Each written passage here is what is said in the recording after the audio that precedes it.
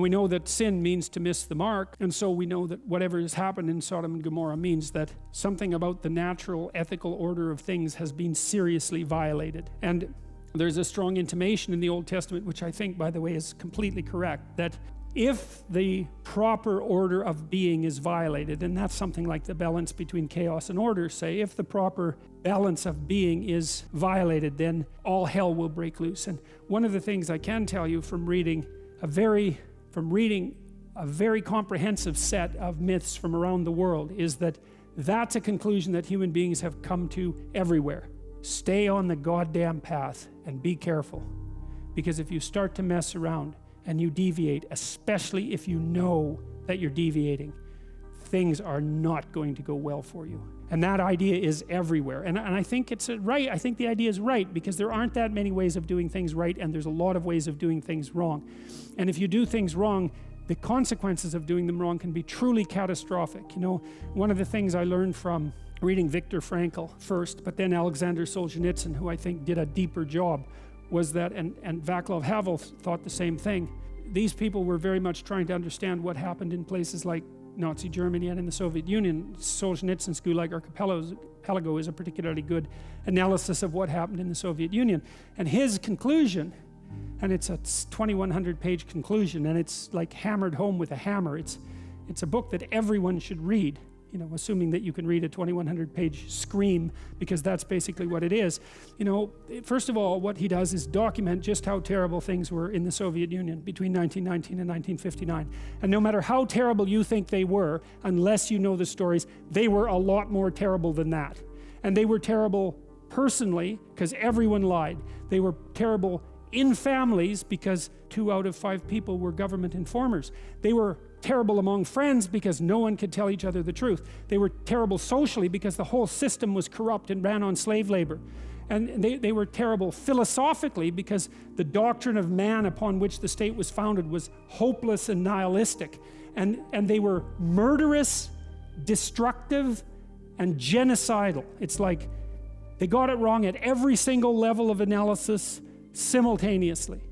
And the question is, why? And Solzhenitsyn's answer, and to some degree Viktor Frankl's answer as well, and Václav Havel, and I would say also Nelson Mandela and Gandhi, they all ended up in the same conceptual sphere. And the answer was because individual people lived crooked lives. Because individual people swallowed lies and spoke them and didn't stand up for the truth. And the corruption that spread from each individual pulled the entire state mechanism into that corruption and made everything into hell. You know, there are other theories. Obedience, right? That's kind of the Milgram idea, from that it's easy to make human beings obedient to people in authority. And I've explored that idea quite a bit with regards to what happened, for example, in the Nazi concentration camps. And yes, you can set circumstances up so that people are likely to be obedient to orders that are pathological.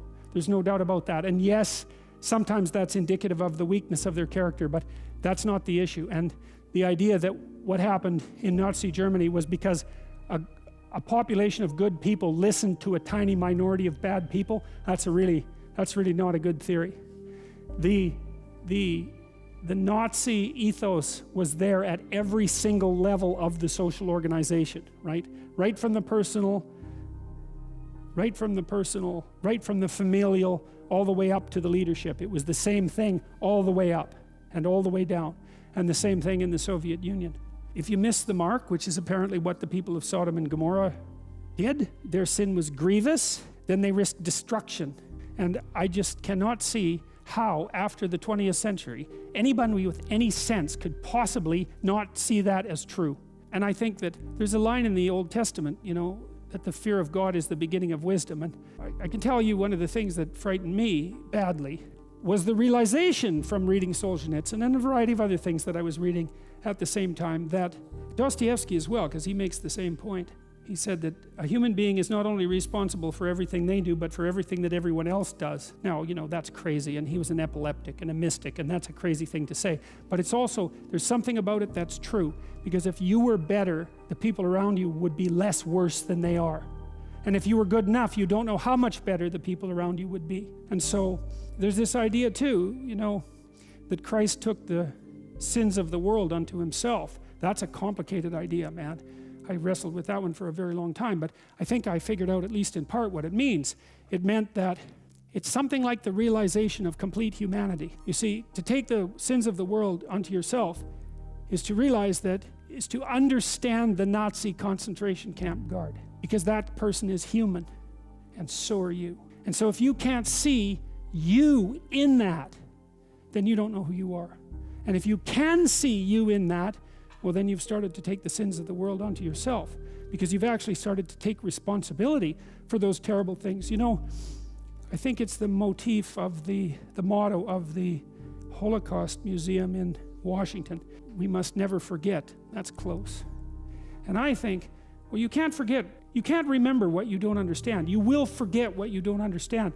And the question is, well, what are you supposed to remember about the Holocaust? It was a historical event, that 6 million people died. That's not what's to remember. What's to remember is that's what people can do, and you're one of them. And if you don't understand that you could do that, then you don't know who you are.